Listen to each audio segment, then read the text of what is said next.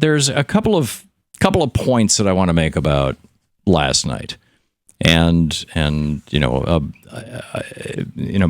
basically to speak to Bernie Sanders supporters.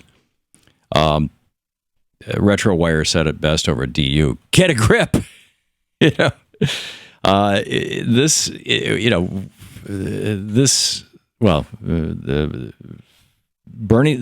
15th was the day that Hillary Clinton, everybody was predicting, would peak. And she has. There are still half the states to vote. There is still a chance, albeit a small chance, and a much smaller chance today than it was day before yesterday, that Bernie Sanders could become president. But that's almost beside the point. I mean, yes, of course, we would love Bernie Sanders to be president, or at least I would. But that said, as Bernie has said over and over and over again, this is about a movement, not an election. Obviously, he's working on the election. Actually, I think what he said is this is about a movement, not a candidate. And the fact that, I mean, just consider this for a moment. Last night, the networks, and Louise and I were flipping around. When we heard that Bernie was speaking, we were flipping around all the networks, and he was nowhere to be found. Nowhere to be found. Instead, CNN and MSNBC were both showing an empty pulpit or lectern in Donald Trump's home, or his Mar-a-Lago estate, or whatever they call it, his club, for like a half hour. Any minute now, Donald Trump's going to come out and talk. This is more important than going to Bernie. I mean, we literally never went to Bernie last night. Bernie has won more states. Now, just consider this for a minute. Bernie has won more states and more votes than any Republican except Donald Trump.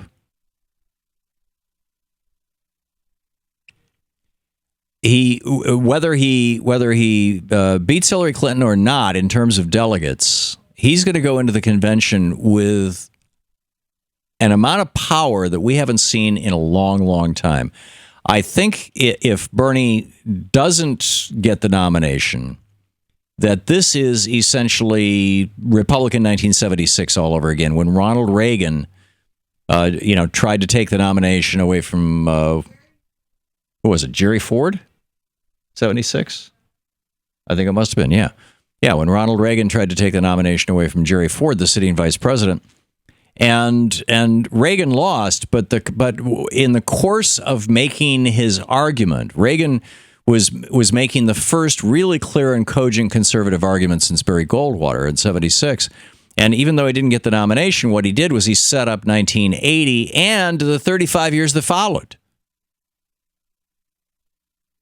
So here we've got this, just absolutely fascinating situation where, first of all, there's been this full-on media blackout of Bernie Sanders, as I talked yesterday, and Republicans are concerned about this too, and not from the Bernie point of view, but just from the, Trump has gotten over $1 billion worth of free television time.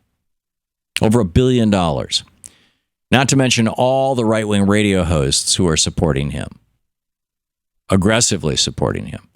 I mean, at least on the left, I think I'm probably among the top line hosts, among the top, let's say the top 5 hosts or so on Progressive Talk Radio. I think I'm the only guy who's overtly supporting Bernie. I think everybody else is either supporting Hillary or trying to remain neutral. Not the case on the conservative side. You've got, the biggest names in talk radio are supporting Trump. And you've got a major news site, which has become, Drudge, which has become essentially the assignment editor, not just for conservative websites, but for mainstream news and for television and radio as well. You've got, overtly supporting Trump, to the point that Breitbart, which spun off of Drudge, Andrew Breitbart used to work for Matt Drudge. He's dead now, but his site continues, and there, when their reporter got beat up or allegedly beat up by Corey Lewandowski, the former Koch guy who now runs the Trump campaign, 5 people now have quit from that website over it. So the net of what I'm all, of all that I'm saying here is that the media is not telling you even a fraction of the story. There is a massive political revolution going on in this country.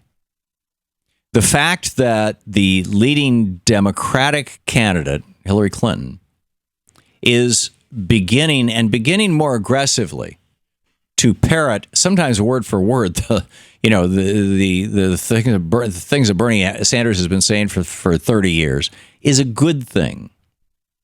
The fact that Donald Trump is actually able to win elections by stealing some of Bernie Sanders' best lines is arguably a good thing, because what all this means is that the political revolution is happening. In fact, there's one theory. I don't recall if we played it here on the radio show or not, but there's a great ad that shows it's a group of women talking about the way that Trump has been trash talking women. And it was running heavily in the states that were voting last night. And this was, funded by an independent super PAC. And, there's quite a bit of evidence that a lot of independents, now keep in mind, Bernie pulled off his Michigan miracle in large part. He had, 79% of the independents? Well, a lot of those independents are so freaked out about Trump that rather than voting for Bernie, they're going in and voting for John Kasich in Ohio. I can't speak to Illinois. I think, Hillary Clinton's a solid candidate. She's been around for a long time. People know her. People trust her. I had a doctor's appointment this morning and, just routine stuff. But I'm sitting here talking to my doctor. He goes, "Hey, you're in the radio business, aren't you? This must be an interesting year." And I said, "Yeah." And, I think he knows my politics. He says, "I'm a Hillary guy." And I said, "Why is that?" And he said, "Because I don't want to take the chance." He said, "I love what Bernie has to say. And I philosophically, I'm probably more aligned with him. But this is his first time on the national stage. And, Hillary knows where the bodies are buried. She knows where the levers of power are. And I just don't want to take a chance that somebody doesn't beat Trump." And I think that kind of logic was prevailing. Now, I can dispute that logic, and I would point out all the polls show that Bernie beats Trump better than Hillary does. But, the counter argument to that is Bernie hasn't had 25, 30 years of the conservative hate machine coming down his throat. But the point that I'm making is that, A, Bernie has altered the history of this nation. And I believe for at least a generation or two.